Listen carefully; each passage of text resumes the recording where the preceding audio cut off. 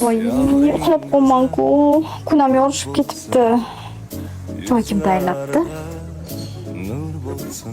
Tashqariga qaraychi. Turdingmi onasi?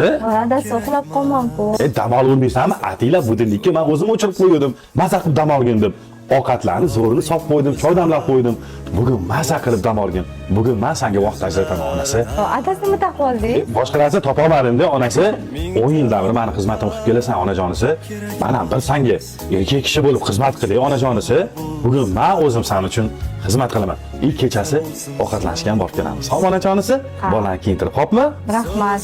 Onajonisi, ovqatim yaxshi chiqdimi, yo'qdimi? Rahmat adasi, mazza qilib yedim. Alloh rozi bo'lsin. Umringiz uzoq bo'lsin. Bolalarim baxtli xato sog'ib yurgan onajonisi. Ey siz, siz qachon oilangiz uchun vaqt ajratdingiz? Qachon oilangiz uchun xizmat qildingiz?